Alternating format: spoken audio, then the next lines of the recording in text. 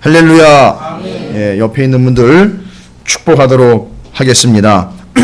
뭐라고 축복하느냐 하면 투자해서 하늘의 것을 사십시오 라고 축복하시기 바라겠습니다.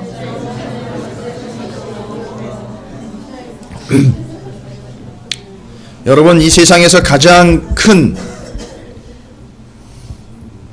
이 지구상에서 가장 큰 투자 회사가 어딘지 아세요?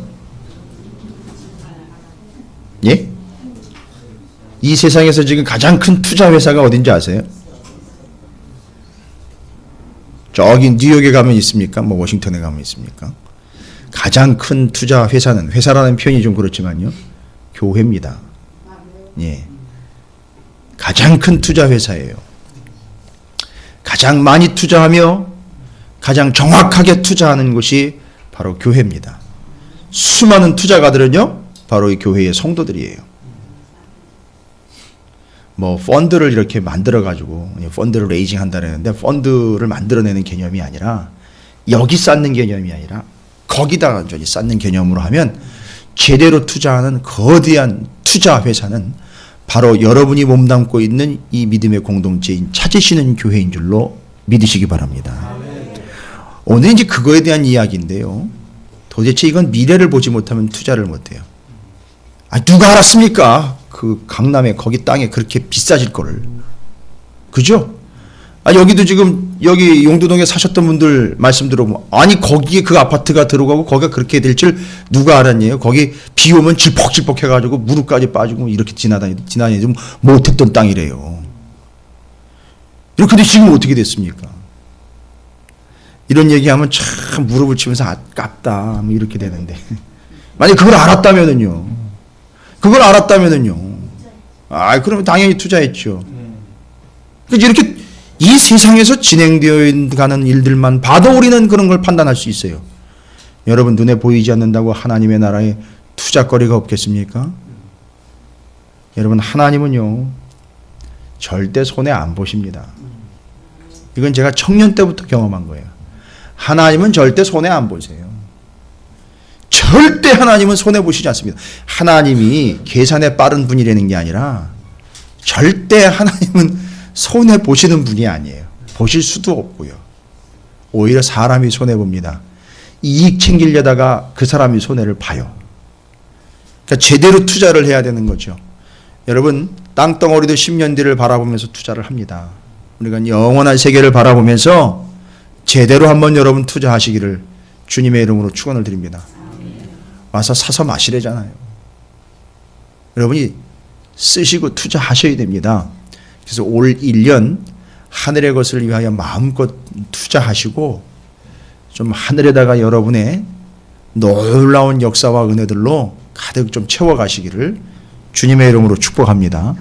예.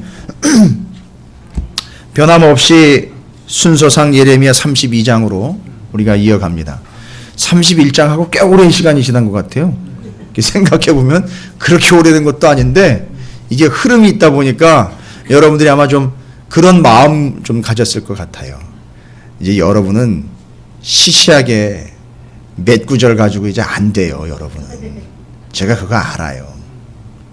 여러분이 여러분 상태를 명확하게 이제 판단하실 수 있고 근거 삼을 수 있는 바가 바로 말씀이기 때문에 여러분 자신이 벌써 그런 걸 느끼실 거예요. 그거 제대로 되는 거예요. 그러다 보니까 하나님의 말씀을 깊이 붙잡고 또 열심히 붙잡게 되고, 또 심지어는 이제 올 한 해 또 여러분이 뭐 통독 계획이라든지 말씀에 대한 계획이 있으실 텐데, 예, 제가 가이드 많이 해드릴 테니까 말씀으로 많이 붙잡으시고 영적인 하늘의 것으로 계속해서 투자하셔서 풍성하게 누리게 되시기를 주님의 이름으로 축원을 드립니다. 예.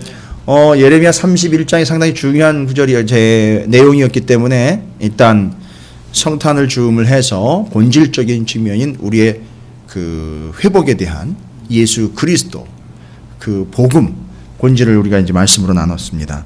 오늘 예레미야 32장은요,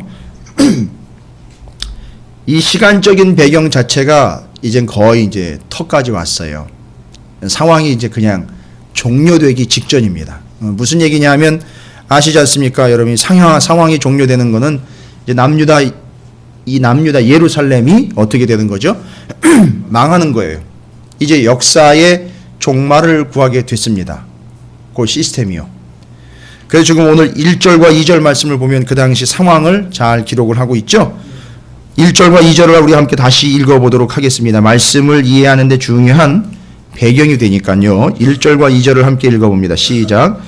유다의 시드기야 왕 열째 해 곧 느부갓네살 18째 해에 여호와의 말씀이 예레미야에게 임하니라. 그때에 바벨론 군대는 예루살렘을 에워싸고 선지자 예레미야는 유다의 왕의 궁중에 있는 시위대 뜰에 갇혔으니. 어렵지 않죠? 배경이 지금 어떤 배경입니까?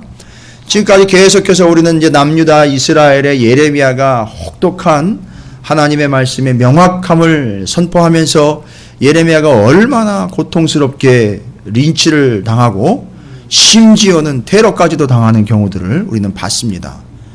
그런데 그렇게 이야기하면서 결국 이제 올 때까지 오게 됐습니다. 시드기야 왕 열째 해고 느부갓네살 18째 해에 시간을 이야기한 거는요, 역사적 사실이라는 걸 얘기하려고 하는 거예요. 정확하게 때가 됐습니다. 지금 어떤 상황이죠? 2절에 보니까 바벨론 군대가 예루살렘을 포위를 하고 있어요. 이게 옛날 전쟁의 특징은 공성전입니다. 성을 쳐들어가서 그 성을 점령하는 전쟁이에요. 그러니까 이게 보통 기술을 요하는 게 아니고 보통 전략을 요하는 게 아닙니다. 그래서 난공불락의 성들을 침략을 해서 그 성을 빼앗아서 그 전쟁을 이겨내는 거죠. 이게 옛날 전쟁의 특징들입니다. 드디어 예루살렘에 이 바벨론 군대들이 진을 치고 그 주위를 다 에워싼 거예요. 그러니까 예루살렘을 에워쌌으니까 예루살렘 성 외에 북이스라엘이며 남유다 지역은 지금 다 어떻게 된 거예요? 다 바벨론의 수중으로 다 들어가 버린 거예요. 그리고 예루살렘 성만 지금 남아있는 겁니다. 그래서 지금 그 안에 누가 있어요? 시드기야 왕과 고관들과 남아있는 몇몇들이 그냥 버티기로 들어가 있는 상황이에요. 그리고 또 그 안에 중요한 건 누가 있어요? 예레미야가 있다는 거예요. 여러분, 이제 왕정 500년의 역사가 문을 닫게 되는 거예요. 여러분이 늘 저한테 듣고 우리가 함께 말씀을 나눴기 때문에 아시지만 왕정 500년은 원래 이 왕을 세워서 하나님이 왕국과 제국 만드는 것은 하나님의 뜻이 아니었어요.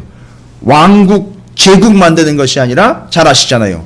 뭐가 하나님의 뜻이었죠? 제사장 나라 건설이 하나님의 뜻이었습니다. 왕하고 제사장은 완전히 역할이 달라요. 그래서 고대의 수많은 나라들은 이 두 개의 역할을 왕이 다 거머쥐어서 왕이 통치권을 확실하게 확보하려고 제사장도 지가 해먹고 왕도 지가 해먹는 왕정, 제정, 그렇죠. 제정 일치의 사회를 만들었어요. 그래서 왕이 곧 신이고 왕이 곧 제사장이고 왕이 왕이에요. 근데 하나님의 나라는 그렇지가 않아요.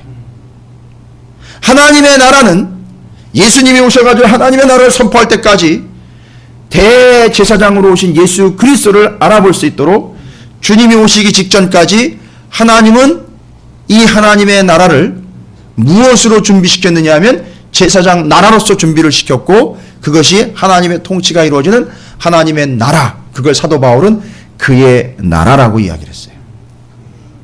예수님은 하나님의 나라라고 했고 사도 바울은 그의 나라예요. 모든 통치권이 누구에 있다는 거죠? 하나님 그에게 있다는 얘기예요. 자, 여기까지 가는 거예요. 그래서 제가 몇 가지 질문을 드리면서도 말씀을 드렸지만 여러분 아시잖아요. 모세, 여호수아, 사무엘이 왜 왕이 안 됐는지. 여러분 왕이 되려면 충분히 왕이 될 수 있었던 인물이라는 거 여러분 아시죠? 충분히요. 모세요. 모세 같은 경우는 스펙이 화려합니다. 어떤 스펙이죠? 그렇죠. 바로의 왕궁에서 교육을 받았었고 잠깐 동안 하나님에 의해서 훈련을 받았지만 더 큰 스펙은 뭡니까? 이스라엘을 끌고 나왔다는 것이 아니라 잘 보세요. 이스라엘을 끌고 나왔다는 것이 아니라 뭔 패거리 만드는 게 아니에요. 패거리를 이끄는 두목이 왕이 되는 게 아니라 모세의 스펙이 아주 중요한 거예요. 하나님 나라 제사장 나라의 관점이 아니라 세상의 관점으로, 세상의 스펙이 여러분 아시잖아요. 요즘에 입사하려면 어떤 스펙들이 필요한지 여러분 쭉 깨고 계시잖아요. 만약에 세상에 먹히는 스펙으로 만약에 기록을 하려고 한다면, 여러분이 모세의 이력서를 쓴다고, 세상에 먹히는 이력서를 쓴다고 하면 어떤 거 쓰겠어요? 차라리 내가 이런 것도 했었고, 이런 것도, 내가 이런 거 잘하고, 이런 거 잘하고, 순전히 다 그런 거 쓸 거예요. 그죠? 그런데 그 중에 가장 확실하게 빛나는 스펙이 하나 있어요. 어떤 스펙입니까? 세상적인 관점으로라면. 지금 왕궁을 세우려면, 왕이 돼서 왕궁을 세우고 왕국을 세우려면 뭐가 필요한 거냐면, 하나님의 개념이 아니라 세상적으로 비교했을 때에 여러분 생각해 보세요. 야, 이건 이 인간은 건드리면 안 되겠다. 야. 믿음이 좋아서가 아니라 세상적인 관점으로 보면 이 모세는 누구를 이긴 거예요? 바로를 이긴 거예요. 바로라는 거대 제국의 왕을 이긴 거예요. 아니, 사람들이 보면 이게 하나님이 했건 뭐 했건 간에 어쨌든 간에 만들어낼 때는요, 왕을 만들어낼 때는 모세를 어떻게 포장을 합니까? 바로를 완전히 이집트를 초토화시키고 백성들을 끌어낸 거예요. 그럼 덩달아 이 백성들이요, 위치가 애굽보다 높아지는 거예요. 그대로 끌고 나가서 나라 하나 세웠으면요, 애굽의 복음과는 나라가 세워지는 거란 말이에요. 세워진단 말이에요. 여러분 이거 잘 기억하셔야 됩니다. 여러분이 신앙생활하면서 여러분이 하나님의 일들과 은혜를 감당하는 위치에서 여러분이 왕이 되기를 원하고 바라는 세력들이 계속 여러분을 꼬드기게 돼 있어요. 그래서 내가 이 정도 할 수 있고, 나는 이 정도 위치에 있고, 내가 이 정도 스펙이 있다. 여러분 조심하십시오. 그러나 모세 절대 그 화려한 스펙을 써먹지 않았어요. 왜요? 그건 내세울 스펙도 아닌 거예요. 그건 하나님의 역사였던 거예요. 그냥 그러고 넘어가 버렸어요. 그리고 하나님이 모세를 왕으로 세우려고 하지 않는다는 걸 이미 알고 있었어요. 하나님의 계획은요, 알았잖아요. 왕정을 하려면, 왕국을 세우려면 누가 필요 없어요? 아론이 필요 없죠. 제사장이 필요 없는 거예요. 그러니까 하나님의 마음을 읽은 거예요. 여호수아는요, 모세의 대를 이은 직통 후계자예요. 가나안 땅을 아주 휩쓸면서요, 아주 초토화시켜버리면서 다 점령을 해버렸습니다. 나가는 족족이 이기고 들어오는 거예요. 여러분 길갈 아시죠? 길갈에서 오던 12돌, 그 요단강 건너면서 그가 가져왔던 그 강바닥에 있었던 12돌, 그 얼마나 대단한 돌입니까? 물은 말라 있지만 누가 물어보면은요, 뭐라고 이야기할 수 있습니까? 이 12돌이 이게 요단강 바닥에 있었던 돌이요. 물론 지금은 뭐 요단강 가가지고 수없이 주워올 수 있대요. 물이 그렇게 많지 않으니까. 건기 때 가면 주워올 수 있대요. 근데 그 당시에 그들이 요단강을 건널 때는 우기 끝이었어요. 물이 넘쳐나면서 그냥 건너갈 수 없는 상황. 그게 갈라지면서 그 강바닥에서 돌을 주워왔단 말이에요. 누가 물어보거들랑 이게 바로 거기서 주워온 돌이다. 이건. 그런 일이 있었습니까? 뭐 그 정도만 써먹어도요, 대충은 뭐 여호수아가 그 사람들 이끌고 가나안 땅에서 왕노릇 좀 할 수 있었을 거예요. 아, 당연합니다. 근데 이 여호수아가 주야로 묵상한 바 하나님의 말씀은 여호수아 1장 9절 있잖아요. 예. 주야로 하나님의 말씀을 묵상했어요. 길갈에서 전투하러 나갔다가 밤에도 말씀을 읽고, 하나님의 말씀인 계명인 모세오경, 하나님의 말씀이 모세에게 주었던 말씀들을 잊지 않고 계속 밤에도 묵상하면서 전투에 나가고 돌아와서 여기 길갈에서 12돌을 보고 또 나가고, 그러면 다 이기는 거예요. 이기고 돌아와도 뭐라고 합니까? 나는 그냥 하나님의 종일 뿐입니다 라고 이야기했지, 왕으로 내세울 어떤 근거도 자신에게는 없음을 명확하게 했습니다. 그래서 왕이 안 된 거예요. 사무엘 같은 경우는요, 시대가 아주 하수상하고 엉망진창일 때 사무엘이 온 전국 방방곡곡을 돌아다니면서 영적인 회복을 이루어냈습니다. 때마침 기회를 잘 탔으면은요, 왕을 요구하기 직전에 자기가 왕으로 나섰으면 먹힐 수도 있었을 거예요. 사무엘이라는 인물이요, 인정받고 존경받는 인물이었거든요. 그런데 그것이 하나님 뜻이 아니라는 걸 알았단 말이죠. 한 가지 더 얘기 드릴까요? 여러분, 이 왕정 시대에 등장했던 나단이나 엘리야나 이사야, 예레미야 같은 예언자들 있지 않습니까? 이들이 왜 왕과 그렇게 서로 못 잡아먹어 안다라는 것처럼 그렇게 대립을 했습니까? 여러분 생각해 보세요. 왕들한테 쫓아가가지고선 아주 직격탄을 날리고 왕에게 일침을 가하면서 왕을 정확하게 찔러대요. 당신 그거 아니다 이거예요. 하나님의 뜻을 받아들여라 이건데 그렇게 왕들과 대립을 했단 말이에요. 이 예언자들이요. 여기 이유가 뭡니까? 아니 왕정이 하나님의 뜻이면은요, 왕을 도와야죠. 근데요, 하나님 뜻이 아니었던 거예요. 제사장 나라요, 왕으로 세워졌지만 이 왕의 본인 누구였느냐 하면 다윗 왕이었었어요. 다윗 왕이 하나님 앞에 자신을 뭐라고 표현했어요? 나는 하나님의 종입니다라고 표현을 했단 말이에요. 나는 왕이 아닙니다. 하나님의 종이에요. 거기서부터 왕 같은 제사장 개념들과 컨셉이 나오는 거예요. 여러분 페르시아의 실권 기억하시죠?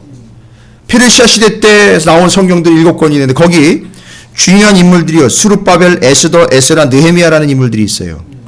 여러분 잘 보세요. 자기 민족들은 끌려와가지고 포로 생활을 하고 있는데, 죄송합니다, 이놈의 인간들은 왕궁에 들어가 있고 왕정을 돌보면서 이 바벨론 페르시아 때 어떻게 잘 보였는지 고위 관리가 돼가지고 총리가 되어 있고 왕궁에서 호의호식하면서 살고 있단 말이에요.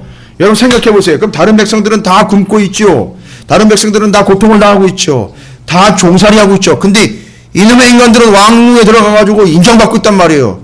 이건 우리 식으로 치면 뭐가 되는 거예요? 이 사람들은 감정상, 정서상 매국노 아닙니까? 근데 여러분 성경 어디에도 이스라엘 바벨론과 페르시아로 끌려갔던 이스라엘 백성 어느 누구도 이 사람들을 매국노라고 외면하거나 무시하거나 등을 돌리지 않고 있다는 거예요. 오히려 이들의 이름으로 성경이 기록되어 하나님의 말씀이 어떻게 역사했고 이들이 이들을 어떻게 구원해냈으며 그 페르시아와 바벨론 땅에서 하나님의 역사가 어떻게 이루어졌는지, 스룹바벨, 에스라, 느헤미야, 에스더 이 인물들을 통해서 어떻게 이루어졌는지 다 기록이 됐단 말이에요. 그래서 이스라엘 백성들은요, 이들을 오히려 그 왕국에서 잘 먹고 잘 살고 그들만 착출되어 가지고 들어간 것 같은데 욕하지 아니하고 이 사람들 오히려 존경을 했다는 거예요. 이유는요, 이들이 바벨론 70년의 시간을 정확하게 이해를 하고 하나님의 뜻이 제사장 나라로 돌아가 하나님의 나라를, 제사장 나라를 세우는 것이라는 걸 알고, 잘 보세요, 결국 나중에 이 사람들은 자신들의 자리를 고수하지 아니하고 그것을 포기하고 하나님이 이야기하신 그대로 예루살렘으로 돌아갈 수 있었던 자들. 에스더는요, 죽으면 죽으리라. 이게 여러분 부활신앙이란 말이에요. 그리고 자기의 목숨을 걸어서 이스라엘 백성들을 구원해낸 거예요. 이게 누구의 역할이에요? 예수 그리스도의 역할이란 말이에요. 그걸 보여준 거예요. 그러니까 정확하게 말씀대로 살아온 사람들이에요. 그러니까 이 사람들의 삶을 보면 뭘 보는 거예요? 말씀을 보는 거예요. 그러니까 이스라엘 백성들이 이들을 보여주는 모습으로 평가한 것이 아니라 그들의 삶이 말씀대로 살아가는 걸 보면서 제사장 나라의 하나님의 온전한 뜻을 이루어가는 통로들이라는 걸 인정을 해준 거예요. 그리고 그들을 따른 거예요. 존경한 겁니다. 여러분, 제가 왜 이렇게 장황하게 제사장 나라에 대해서 굳이 설명을 드리고 있느냐? 여러분이 제발 좀 엉뚱한 소리 하지 말라고. 성경 보면서 내 식대로 신앙생활하면서 내 방식대로 이해하고 내 멋대로 해석해서 내가 원하는 신앙생활을 하는 것이 아니라 하나님이 뜻하신 바를 이루는 존재가 되어야 된다는 거예요. 그건 제사장 나라였었어요. 그런데 엉뚱하게도 왕을 세워달라 그런 거예요. 여러분, 이런 역사들을 이해하셔야 됩니다. 참 재미있는 구조가 하나가 발견이 되는데, 지금 제가 말씀드린 이런 제사장 나라의 명확한 컨셉들을 이제 기억을 하십시오. 절대 여러분이 잊으시면 안 돼요. 그렇게 해서 주님이 오시면 하나님의 나라가 우리 가운데 임했어요. 지금 우리는 하나님 나라를 위한 하나님 나라의 제사장적 역할을 감당하는 백성들로 살아가고 있는 거예요. 이걸 잊지 마셔야 합니다. 예수 그리스도가 완성해낸 그 하나님의 나라의 통치권을 우리는 정확하게 이 땅 가운데 펼쳐내야 되는 거예요. 그럼 여러분이 그 뜻에 순종하며 여러분이 왕의 왕권을 인정하는 모습을 보여주셔야 되는 거예요. 그 집안에서 그 집안 자식이 그 집안 부모의 권위를 인정하지 않으면 남의 집 애들도 우습게 봐요. 그건 당연한 거예요. 그렇죠?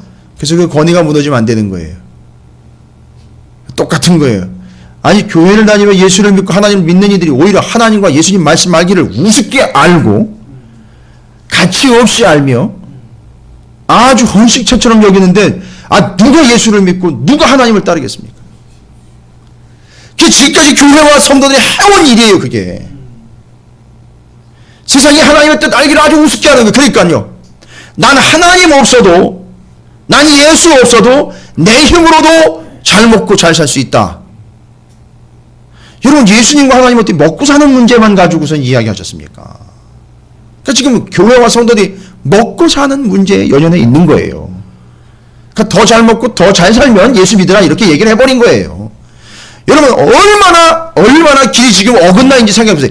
제사장 나라 컨셉이고 하나님의 뜻인데 거기다 그 잘 먹고 잘 사는 걸 얘기를 계속 해온 거예요. 지금까지. 이름의 제사장 나라가 뭔지도 모르고 하나님 나라가 이미 온 것도 모르고 주님이 다시 오실 것에 대한 명확한 근거도 없이 그냥 오늘 먹고 오늘 죽자 이렇게 돼버린 거예요. 그러니까 오늘 잘 먹어야 된다 이거예요. 그러니까 먹고 죽은 귀신. 아니 이게 교회 안에 들어왔단 말이에요. 이게 교회 안에 들어와 있어요.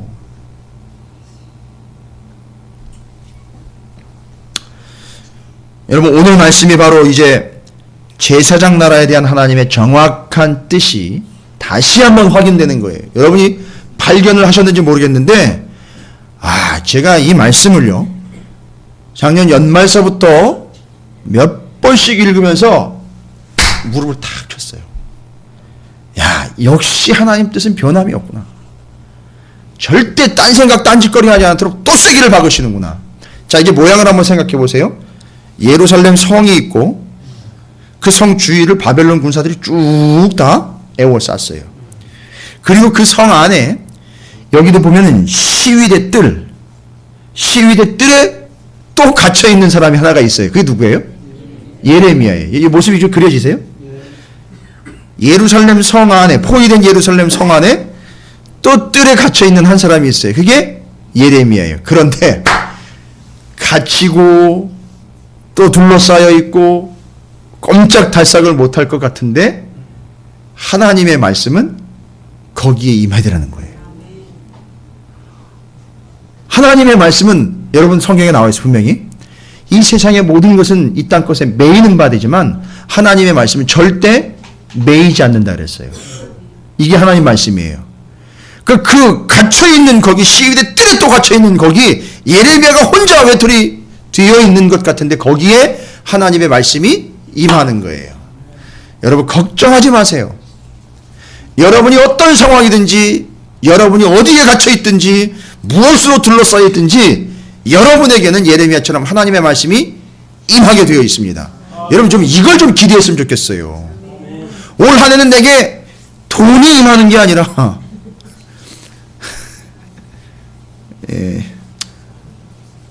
여전히 그 아쉬움을 못 버리겠지만 여러분 제가 분명히 말씀드렸어요. 제일 큰 투자가 하는 교회라고 말씀드렸어요. 그 개념을 이해를 하시면 하나님의 뜻이 어떻게 여러분에게 임하게 되는지를 좀 기대해 볼 만해요. 정확하게 임합니다. 하나님의 말씀이 임했어요. 그리고 그는 갇혔어요. 갇혔는데도 거기 하나님의 말씀 변함없이 임합니다. 여러분이 앞뒤 전후 좌우 다 막혀 있는 것 같지만 여러분 그때가 기가 막히게 하나님의 말씀이 여러분에게 임할 때라는 걸 잊지 마세요. 이게 아주 중요한 사실입니다.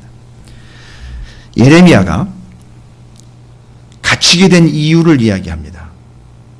3절부터 5절까지 그냥 구분 없이 쭉 통으로 이야기해놨어요. 그가 왜 그렇게 시위대 뜰에 갇혀 있고 둘러싸여 있는 예루살렘 성 안에 시위대 뜰에 감옥에 지금 갇혀 있게 됐는지 이유를 설명을 하고 있어요. 잘 보세요. 왜 갇혀 있는지예요. 자, 이런 경우를 좀 이야기를 하려고 하는 거예요. 아무 때나 여러분이 잘못한 것 때문에 갇힌 걸 이야기하려고 하는 게 아니에요. 요렇게 갇혀 있습니다. 지금 이는 이렇게 갇혀 있는 이유는 3절부터 5절까지죠. 그가 예언하기를 하나님의 말씀을 전했어요. 예레미야가 여호와의 말씀에 보라 내가 이 성을 바벨론 왕의 손에 넘기리니 그가 차지할 것이며 이게 말씀대로 돼버린 거예요 지금. 그죠? 그러니까 속된 표현으로 이스라엘 남유다의 왕과 백성들은 재수가 없는 거예요. 저 자식이 떠벌린 대로 됐다는 거예요. 저놈을 어떻게 해야 되는 거예요? 가두어서 입을 막아야 된다는 거예요. 저놈이 떠들면 떠드는 대로 된다는 거예요. 근데 여러분 생각해 보세요. 아, 예레미야가 떠든다고 예레미야가 떠든 대로 된 겁니까 지금 이게? 아니잖아요. 어떻게 된 거예요? 말씀대로 된 거잖아요. 그에게 임한 하나님의 말씀대로 된 거란 말이에요. 여러분에게 이런 믿음이 있기를 좀 주님의 이름으로 축원을 드립니다. 올 한 해 이런 역사가 여러분에게 좀 나타났으면 좋겠어요. 예. 바벨론 왕의 손에 넘기니 그가 차지할 것이며 유다 왕 시드기야는 이게 이제 바로 직격탄으로 날아간 거예요. 왕한테 직접. 아, 누가 이렇게 감히 얘기합니까? 왕한테.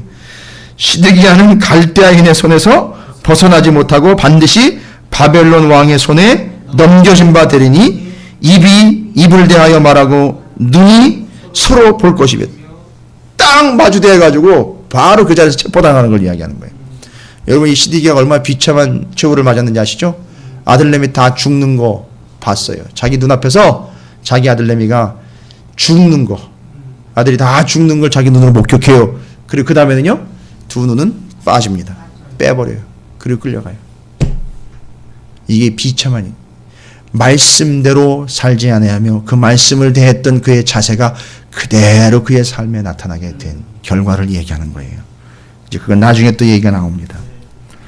그가 시드기야를 바벨론으로 끌어가리니 시드기야는 내가 돌볼 때까지 거기에 있으리라.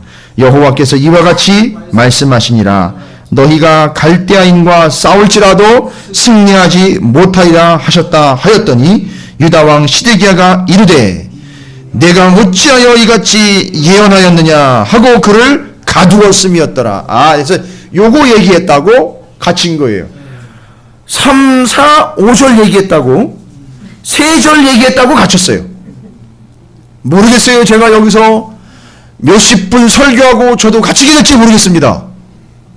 이번 주일날에도 좀 심각한 얘기를 해야 되는데 뭐 동성애 얘기며 기부금 얘기며 이런 거 해야 되는데 아, 이거 저도 갇히는 거 아닌지 모르겠습니다. 갇혀도 말씀은 임하니까요. 예. 자, 그래서 예레미야는 이렇게 갇히게 되었습니다. 가두어 버렸어요. 이제 예레미야가 이야기를 합니다. 예레미야가 이르되 갇힌 이유는 요것 때문에 갇혔죠. 갇힌 이유는 요것 때문에 갇혔는데 갇혀 있는 예레미야에게 또 말씀이 임했어요. 여러분 제가 뭐에 위로받은지 아세요? 갇히고 또 갇혀도 말씀은 또 임하고 또 임하더라는 거예요. 끊임이 없더라는 거예요. 야,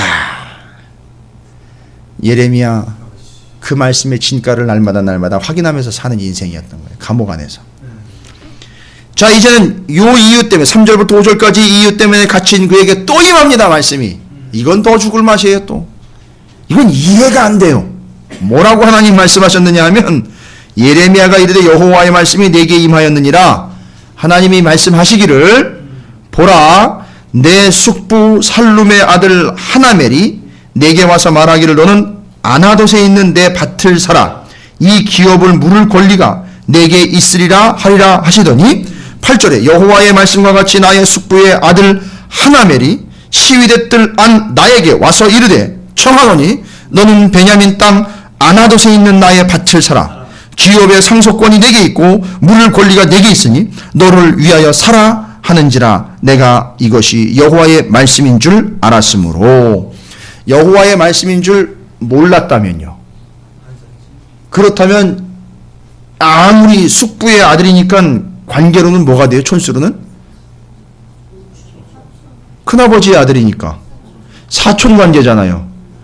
사촌 형인지 동생인지 잘 모르겠는데 사촌 하나멜이 와가지고 자기네 지금 밭이 있는데 그걸 사라는 거예요. 예레미야한테. 생각해보세요. 이런 쌍통머리 없는 인간이 있어요? 아니 이게 개념이 있냔 말이에요. 지금 정세 파악도 못하고 있는 거 아니에요. 정말이지 이건 낯짝도 없는 거예요. 뭔 얘기입니까? 지금 어떤 상황이에요? 예루살렘이 지금 갇혀 있죠. 그 예루살렘 외에 나머지 지방은 다 어떻게 된 거예요? 바벨론에 의해서 지금 다 점령당한 거예요. 소유권이 누구한테 있어요? 바벨론에게 있다는 거 아니에요. 그 지금 하나멜 같은 경우도 이해 안 되는 건 아니에요. 그렇게 다 빼앗겨 버리니까 지금 그 밭에서요 먹을 게 나올 수가 없어요. 굶어 죽기 직전인 거예요. 그러니까 어떻게 해요? 예레미야한테 와가지고 네가 내 다음에 기업 물을 자니까 네 다음에 우리 가문에 있어서는 네가 그 다음 책임자니까 네가 좀 나한테 돈을 좀 주고 이걸 좀 사라 이거예요. 그리고 자기는 그 돈을 좀 받아서 뭐 양식이라도 좀 사 먹을 수 있게끔 해달라는 거예요. 지금 상황이 어떻게 된 거예요? 아직 이렇게 비참하게 된 거예요. 근데 그건 둘째 치고요. 말이 되냔 말이에요. 바벨론에 넘어간 땅인데 그걸 돈을 주고 사라는 거예요. 누가요? 예레미야가. 이걸 그냥 들었으면은요. 야, 이 정신 나간 놈아 당장 꺼져라. 지금 말이 되는 소리를 해라. 지금 그게 되는 짓이냐고. 그게 지금 가능키나 한 일이냐고. 말도 안 되는 짓을 하고 있다고. 너 도대체 정신이 있는 거야 없는 거야. 내가 지금 이 감옥에 갇혀 있는 것도 지금 힘든 판인데 너 나를 약 올리려고 온 거냐? 사촌이라는 게? 뭐 난리 났을 거예요. 지금 일반적인 상황과 정황으로 보면 이건 말이 안 되는 얘기예요. 아 근데 예레미야가 밭을 샀어요. 알고 봤더니 이게 하나멜이 조작한 사건이 아니라 하나님이 명령하신 일이었다는 거예요. 아니 하나님이 이렇게 말도 안 되는 일을 행하셨습니까? 뒤로 쭉 나가는 거예요. 이제 쭉 이야기하면서 그 내용들이 뒤에 기록이 되어 있어요. 그리고 실제로 하나멜이 와가지고 이야기한 밭을 사라는 이야기를 듣습니다. 예레미야는 듣고 은을 주고 사요. 물론 헐값이긴 하지만 당연하죠. 그 당시 부동산 시세가 별로 안 좋았으니까요. 헐값에 주고 샀어요. 근데 이건 그것 사는 것 자체가 벌써 말이 안 되는 거예요. 정황이 이해가 안 되는 거예요. 그걸 살 수가 없어요. 사면 안 되는 거예요. 이건 투자의 법칙에 어긋나는 거예요. 세상적인 법칙에 의하면 바보 같은 짓을 한 겁니다. 그런데 이제 그 밭을 사게 된 이유가 뒤에 나와요. 뒤에는 36절부터 44절까지 쭉 내용을 보면 왜 하나님이 이걸 시키셨는지를 알 수 있어요.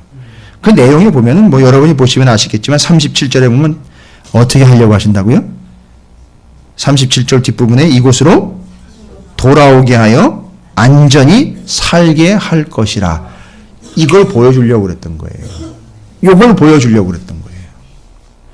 그러니까 지금 다 누구나 밭을 가지고 있거나 땅을 가지고 있었던 사람들은 다 빼앗겨 버렸기 때문에 지금 이 상황에서는 목숨 하나 건지는 게 최우선이니까 땅이고 뭐고 다 버리고 가는 거예요. 그죠? 흩어진단 말이에요. 그런데 이때 누구는요?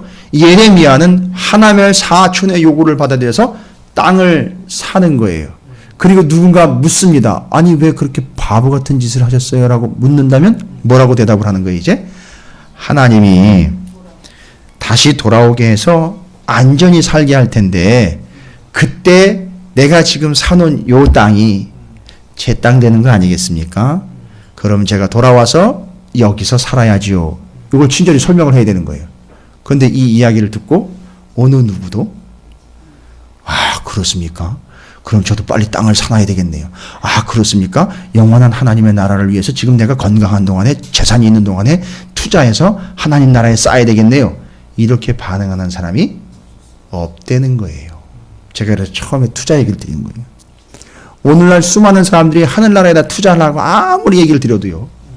그건 바보 같은 짓이에요, 목사님. 지금 얼마나 먹고 살기 좋은 세상인데 여기서 마음껏 누리고 쓸 거 다 쓰고 해야죠. 지금 보이지도 않는 이 투자의 이익도 보이지도 않는 그 하나님 나라에 뭘 보고 투자를 합니까? 아니, 이렇게 살아가고 있다니까요, 실제로. 마음껏 누리면서. 지금 이 상황이랑 똑같은 거예요. 그러니까 예레미야가 하는 짓이 바보 같은 짓이.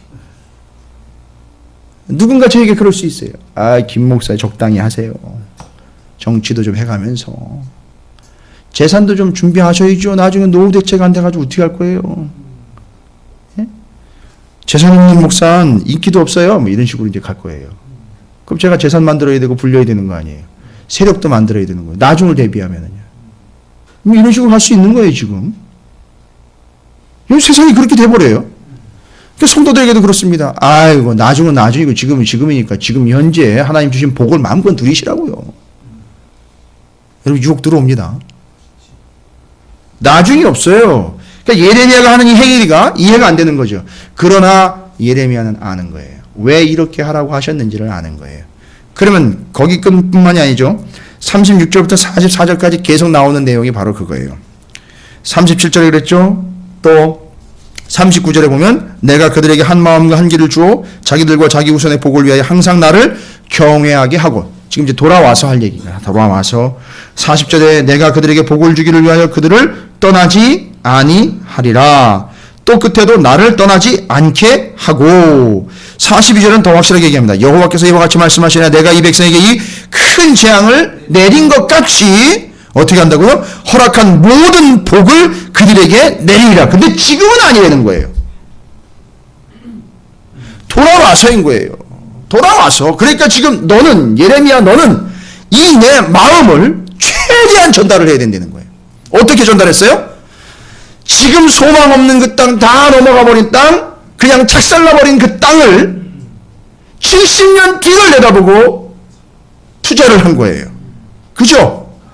요즘 이야기로 하면 70년 뒤에나 돌아와서 될까 말까 한 그 땅을 70년 전에 값을 지불하고 예레미야가 산 거예요. 근데 그 70년이라는 시간이 사람들이 보고 있는 경제와 투자의 개념의 원칙이 아닌 하나님의 계획이었다라는 것을 보여주는 거예요. 그러니까 여러분들도 그 약속을 믿고 사십시오라고 이야기를 했던 거예요. 그래서 처음에도 예레미야는 당연히 이렇게 해서 다 멸망이 되는 거고 잘못했기 때문에 하나님이 명확하게 우리에게 벌 주시는 건 아는데 도대체 하나님 왜 이렇게 우리에게 이런 요구를 하시면서 하나님이 결정하셔서 이제 정리하실 판인데 왜 우리에게 저에게 이렇게 땅을 사가지고선 다음을 내다보라고 이야기하십니까? 24절과 25절에 이렇게 이야기합니다. 보옵소서 이 성을 빼앗으려고 많은 참호가 이 성에 이르렀고 칼과 기근과 전염병으로 말미암아 이 성이 이를 치는 갈대아인의 손에 넘긴 바 되었으니 끝났다는 거 아니에요? 그렇죠? 아니 제가 봐도 끝난 건데 하나님 그래서 여기서 다 결정된 거 아닙니까? 이제 여기서 결산 보고 정리되는 거 아닌가요 하나님? 그래서 주의 말씀대로 되었음을 주께서 보시느냐 보신 거 아닙니까? 지금 말씀하신 대로 되는데요. 주 여호와여 주께서 내게 은으로 밭을 사며 증인을 세우라 하셨으나 이 성은 갈대아인의 손에 넘겨진 바 되었나이다. 아 이거 다 끝난 건데 갈대아인 바벨론 사람들이 다 점령해가지고 끝난 건데 이걸 지금 저한테 사라고 하시는 이유가 뭡니까? 라고 이야기하는 거예요. 이해가 안 되는 거예요. 자기도. 약간 좀 갸우뚱해지는 거예요. 지금. 내 생각에는 이건데 제가 봤을 때는 저 왕상 이렇게 가야 되는 건데 하나님 뜻이 이해가 안 됩니다. 조금 제가 이해가 안 되네요. 하나님. 지금 정황은 그런 정황이 아닌데 하나님 상황 파악을 좀 혹시 뭐 잘못하시는 거 아닌가요? 뭐 이렇게 될 수 있는 거죠. 자 이제 예레미야 32장의 내용들 여러분 이제 전체적으로는 이해가 되셨을 거예요. 그죠? 제가 이제 더 복잡하게 구구절절히 설명을 안 드리겠습니다. 정황은 이런 정황이에요. 이해 안 되는 정황이죠. 그 다음에 적어도 몇 년 뒤를 내다봐야 되는 정황이에요. 70년 뒤를 내다봐야 되는 거죠. 그러나 하나님의 본심은 뭐였죠? 돌아와서 여기서 안전하게 사는 것, 여기서 복을 재앙을 당한 것만큼 복을 누리게 된다는 거예요. 이 대단한 거죠. 이거 어마어마한 거죠. 근데 지금 보여지는 건 지금 전혀 그런 상황이 아니라는 거예요. 그런데 어쨌든 하나님이 말씀하셔서 시켰기 때문에 그 하나님의 메시지를 전하려고 자기가 사촌인 하나멜의 땅 어디였죠? 아나돗에 있는 땅을 샀어요. 사고 그 값을 지불을 했습니다. 소문이 났어요. 전 이스라엘 지역에 소문이 났습니다. 예레미야가 결국은 미쳤다. 하나멜의 이야기를 듣고 이젠 다 망한 땅이 바벨론이 이미 말과 군인들의 발로 다 점령을 한 땅을 지네들끼리 지네 땅이라고 그러면서 막 주거니 받거니 하더니 결국 미칠 대로 미쳤나 보다.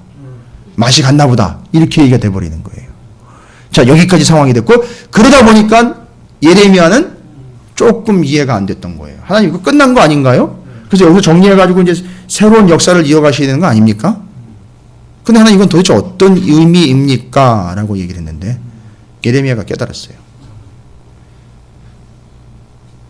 글쎄 제가 예레미야가 깨달은 것처럼 그렇게 깨달았는지 모르겠지만 제가 정확하게 이 본질을 파악을 해버렸어요. 너무너무 감사하더라고요. 여러분 예레미야 1장 1절을 한번 보세요.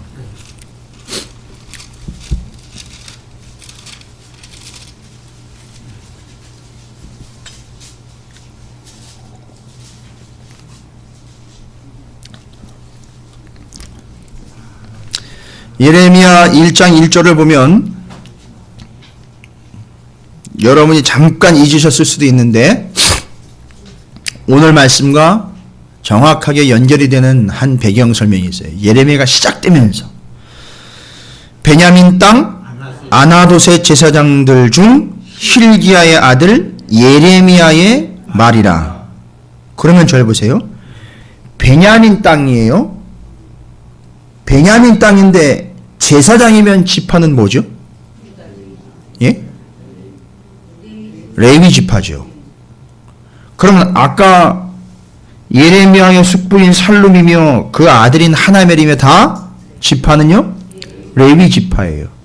근데 베냐민 땅에 들어가 살고 있었어요? 거기가 어디예요? 베냐민 땅 중에 여러분 12지파 이렇게 딱 나눠준 거 아시죠?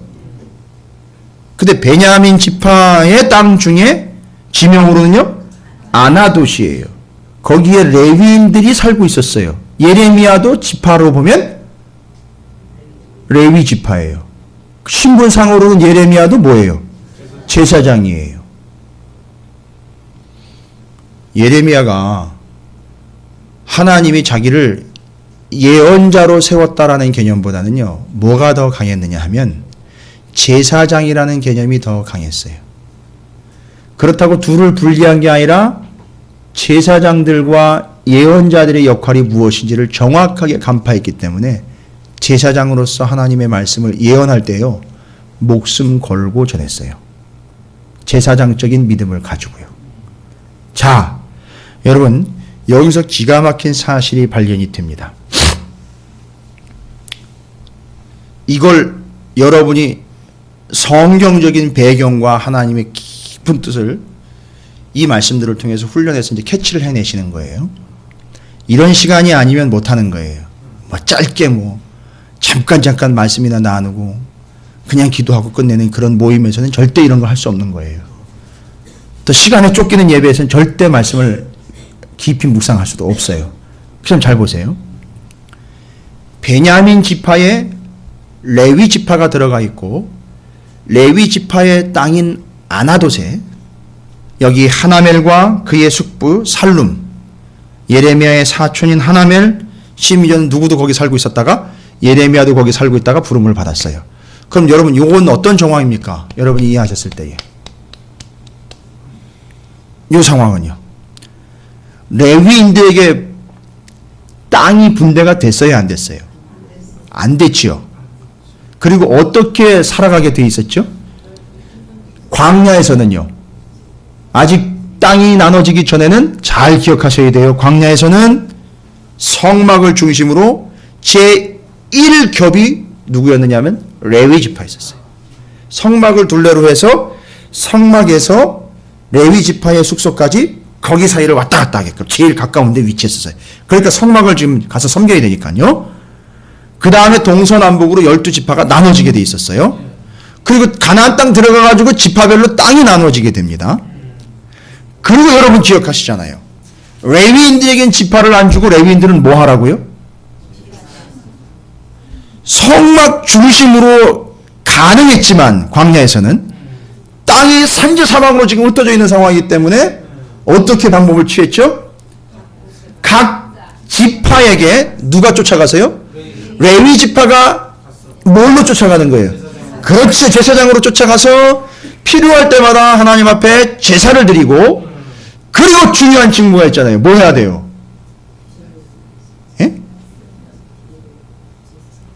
제사장의 직무가 예배하고, 그렇죠, 말씀. 그러면 거기 가가지고 제사를 잊지 않도록 해야 하며, 뭐를 잊지 않도록요? 말씀을 잊지 않도록 계속 가르쳐줘야 되는 거. 이거 지금 이미 우리 레위기에서 지금 얘기하고 있잖아요.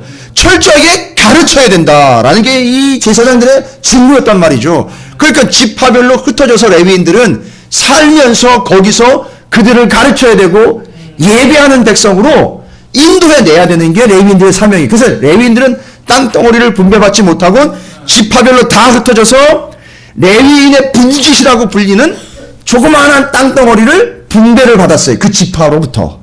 그래서 그 지파가 제공을 하게 돼 있단 말이에요. 그 지파에 속한 레위인들, 곧 제사장들에게는요. 지금 바로 베냐민 지파로 파송된 레위인들은 누구냐 하면 예레미야의 가문이었던 거예요. 그 땅의 이름이 뭐예요? 아나돗이에요. 잘 보세요, 여러분. 이게 성경을 보는 눈이에요. 이게 하나님의 뜻을 간파하는 아주 예리하고 날카로운 말씀에 훈련된 자들만이 볼 수 있는 거예요. 아니, 땅이 그 땅밖에 없어요. 여러 좋은 땅들도 있을 수 있단 말이에요. 베냐민 땅 같은 경우는요, 그 주변에 더 기름진 땅이 있을 수 있고 더 노른자리 같은 땅이 있을 수 있어요. 조금만 생각으로 투자 원리를 적용을 하면 더 좋은 땅, 더 확실히 투자 가능한 땅을 더 사서 나중을 또 내다본다 하더라도 살 수 있는 거. 근데 유독 어디를 사라 그랬어요? 아나돗을 사라 그랬단 말이에요. 아나돗 땅은요, 지금 현재 위치와 정황상으로는 누구의 땅인 거예요? 베냐민 지파의 누구예요? 제사장들이 거기서 그걸 통해서 먹고 살며 거기에 집을 짓고 거기서 기거할 수 있고 그걸 써서 삶을 살 수 있도록 분배받은 땅이에요. 그런데 여전히 70년 뒤에도 돌아와서 아나돗 땅에서 여전히 살아가게 하려고 하는 하나님의 뜻이 있는 거예요. 누구를요? 베냐민 지파만이 아니라 다른 지파도 다 마찬가지인 거예요. 다른 모든 지파에도 레위인들이 분깃으로 받아 살아가고 있는 그 땅을 다시 주겠다는 얘기는요, 나라는 망하고 왕정은 망하지만 돌아와서 70년 뒤에 예레미야 가문은 제사장 가문이잖아요. 그 제사장 가문이 증서 있잖아요. 그거 계약서. 그걸 보고 투자의 원리가 아니라 70년 전에 이건 우리의 조상이신 예레미야 제사장께서 그 당시 예언자의 사명을 감당했던 그가 70년 뒤에도 우리 땅인 것을 확인하기 위해 돈을 주고 산 제사장 땅입니다. 레위인들의 땅입니다. 그럼 뭐가 되는 거예요? 레위인들은 거기 모이겠죠. 다시. 그리고 레위인의 분깃은 여전히 유지가 되는 거죠? 그럼 뭐가 되는 거예요? 하나님이 지금 이스라엘 백성들이 돌아와 사는 것, 그것보다도 우선적으로 누구의 영역을 확보해 주는 거죠? 레위인들, 제사장들의 영역을 확보해 주는 거니까 이건 돌아와서 레위인들이 먼저 확보를 해서 뭐와 뭐를 계속해서 집중하려고? 예배와 말씀에 집중하게 하려고 하나님의 깊은 뜻이 있는 거예요. 이게 제사장 나라는 거예요. 이게 제사장 나라란 말이에요. 이걸 못 보면 바로 멍청이 같은 짓을 왜 하고 있느냐고, 왜 그런 짓을 하고 있느냐고 손가락질 받을 수밖에 없어요. 아, 정말 답답하네. 그럴 수 있어요. 아니요, 저보고도 그래요. 아, 김 목사 답답하네. 그럴 수 있어요. 지금이 그거 할 때냐고. 심지어는 십자가 복음을 지금 얘기할 때냐고 얘기한단 말이에요. 투자의 원리하면 이것도 해야 되고 저것도 해야 되고 이것도 가치 있게 봐야 되고 이것도 좀 영리하게 해줘야 되는 거예요. 제 입장에서는요, 제가 아직 50이 안 됐거든요. 아직 젊은 나이인데 뭘 그렇게 고통스럽게 껄통소리 들어가면서 말씀만 후벼파냐고. 좋은 게 얼마나 많은데 제도를 이용하면 교회 안으로 세상적인 자금도 흘러들어올 수 있고 얼마나 여러 가지 방법들이 있는데, 아니요, 70년 동안 그거 다 처단하고요, 돌아와서도 이 나라 이 백성은 예배와 말씀 중심의 삶을 살아가는 제사장 나라로 살아가도록 회복시키기 위하여 베냐민 땅의 레위 지파인 아나돗 땅을 70년 뒤에도 변함없이 나는 지켜서 너희들이 거기 돌아와 제사장들은 그 역할을 그대로 감당하라고 하나님은 그걸 아주 애지중지 보호하신 거예요. 예레미야가 이걸 깨달은 거란 말이에요. 이걸 깨달으니까 제사장 역시 에스라, 그가 바로 이스라엘 백성들을 끌고 돌아와 예수아와 스룹바벨이 끌고 돌아와 제일 먼저 한 게 뭐였었어요? 성전을 건축한 거란 말이에요. 이 개념들이 다 있었기 때문에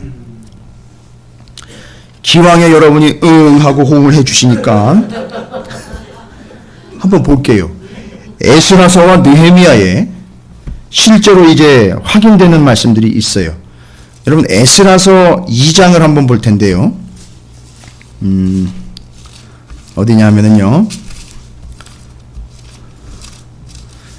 에스라서 2장이면 712쪽입니다. 구약성경 712쪽 에스라서 2장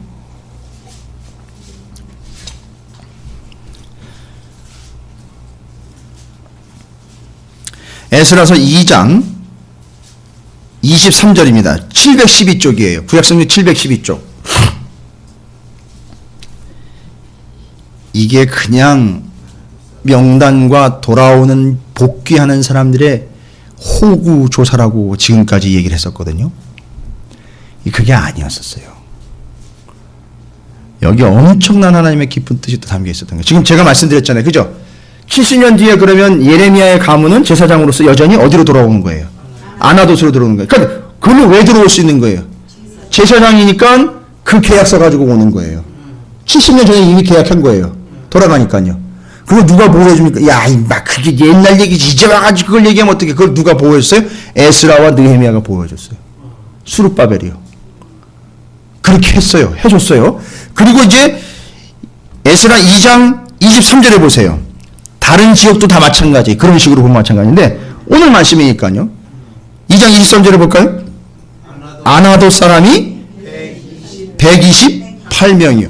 그러니까 이 아나돗 사람이라는 얘기는요. 그 후손인 거예요. 누구의 후손이에요 이게? 예레미야의 후손인 거예요. 하나멜의 후손이요. 그러니까 이 사람들이 지금 180명이 아나돗으로 돌아오는 근거는 뭐예요? 70년 전에 예레미야가 하나멜에게 증서를 주고 사온 것. 그렇게 제도적으로 만들어 놓고는 제대로 뭐가 되어 돌아오는 거예요? 제사장이 되어 돌아와 제사장이 되어 그 자리를 지켜내는 것. 그러니까 이 페르시아 이 왕정과 바벨론의 포로로 끌려갔던 이 사람들이 70년 동안 훈련받고 돌아와서 뭘 다시 세우는 거예요? 제사장 나라를 다시 세우는 거예요, 여러분. 모세 오경에서 제사장 나라를 세웠었는데 왕족에게서 넘어졌잖아요. 그거 다 걷어치우고 다시 돌아온 이 사람들을 통해서 제사장 나라를 다시 회복하는 거예요. 여러분, 이건 신학교 강의가 아니에요. 우리 신학적 영적 수준이 아직까지 여기 못 이르렀기 때문에 이 개념들을 파악을 못하는 거예요. 그러니까 자꾸 왕정 만드는데 혈안이 되어 있는 거예요. 그러니까 목사는 자꾸 왕이 되려고 하는 거예요. 우리가 스스로가 자꾸 왕이 되려고 한단 말이에요. 자, 그러면 이제 하나님의 본심을 여러분이 파악했어요. 예레미야 32장을 통해서 여러분이 하나님의 본심을 파악했어요.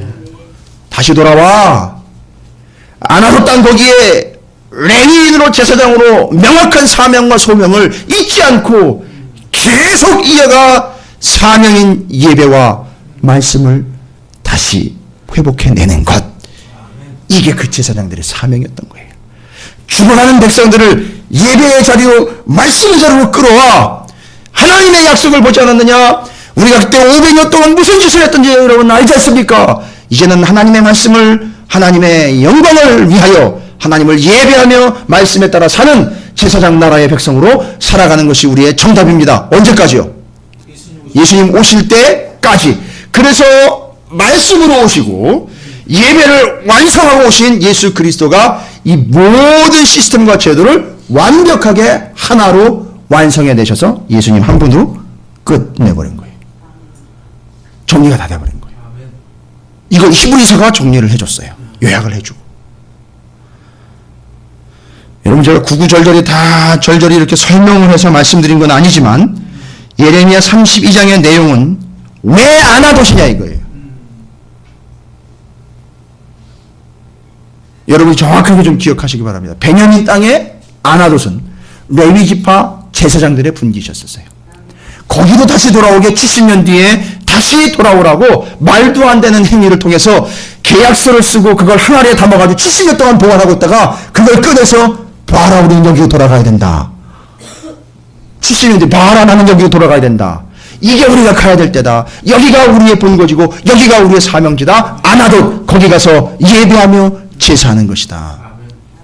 여러분, 우리 한국의 교회가 이제 이 선교를 맞이하게 된 지 시간이 꽤 오래됐어요. 여러분, 우리가 이제 여기로 돌아가야 돼요. 이 사명의 자리로 돌아가야 됩니다. 이 15년이죠. 이제 2년만 있으면 2017년에는 종교개혁한 지 500년이 되는 해가 돼요. 진짜 우리는 어디로 가고 있는 겁니까? 교회와 성도도 어디로 가고 있는 거예요? 정말 그때 이 종교개혁 500주년이 되는 그 해에는 우리가 장례식을 치르게 될지, 새로운 소망으로 돌아와 여기 아나돗 땅에 다시 진을 치며 거기서 예배하며 다시 하나님의 말씀을 붙잡게 될 제사장들이 다시 의복을 입고 하나님 앞에 다시 서는 때가 될지, 이건 우리에게 정말 아주 숙제 중에 숙제로 남아있는 거예요. 여러분, 우리 모두가 다 이 32장에 아나돗 땅으로 돌아가는 이 레위 지파의, 이 예레미야의 이 말도 안 되는 것 같은 행위들을 통한 하나님의 뜻을 정확하게 깨달으시고 하나님의 마음이 여기 있다는 사실을 여러분 잊지 마시고 하나님만을 의지하며 하나님만을 바라보며 그 아나돗 땅으로 돌아갔던 이스라엘의 복귀하는 백성들처럼, 예레미야가 70년을 내다봤던 것처럼, 그렇게 여러분이 그 자리, 여러분이 있어야 될 자리는 아나돗이에요. 70년 뒤가 돼도 아나돗이에요. 여러분이 있어야 될 자리는 바로 아나돗입니다.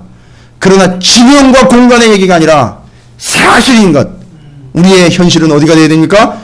예배와 말씀의 자리가 되어야 된다는 거예요. 2015년 여러분의 삶의 자리가 아나돗이 되시기를 주님의 이름으로 축원을 드립니다. 아멘. 그러면 거기가 돌아온 땅이고 거기가 회복된 땅이에요. 거기가 하나님의 역사하는 땅이 되는 겁니다. 아멘. 그럴 때 여러분은 거기서 마음껏 예수 그리스도를 기대하며 소망하며 하나님의 복과 은혜를 누리게 되는 참된 영혼과 심령이 될 줄로 믿습니다. 주님과 동행하는 영혼이 될 줄로 믿습니다. 여러분, 한번 외쳐보겠습니다. 내가 사는 땅은 아나돗이다. 할렐루야. 아멘. 이걸 방송으로 듣는 분들은 처음부터 들었다면 이해하겠지만, 여러분이 만약에 나가가지고 내가 사는 땅은 아나돗이요 라고 이야기한다면, 여러분 한번 교회를 다 파송해 볼까요? 한 번씩? 가가지고 교회 정문에 내가 사는 땅은, 우리가 사는 땅은 아나돗이 되어야 됩니다. 저건 뭐야?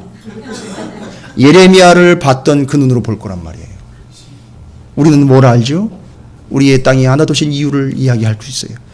거기서 예배와 말씀이 회복되는 그때를 향하여 가고 있는 2015년엔 여러분의 삶의 자리가 아나돗이 되시기를 주님의 이름으로 축원을 드립니다. 아멘. 옆에 있는 분 축복합니다. 아나돗에 들어오신 걸 환영합니다. 예. 여러분의 삶의 자리가 아나돗입니다. 아멘. 잊지 마십시오. 아멘. 또 오늘 또 가시면 또 카톡에 또 인사말이 바뀌겠네요. 내가 사는 땅 아나돗. 1억 천금을 줘도 못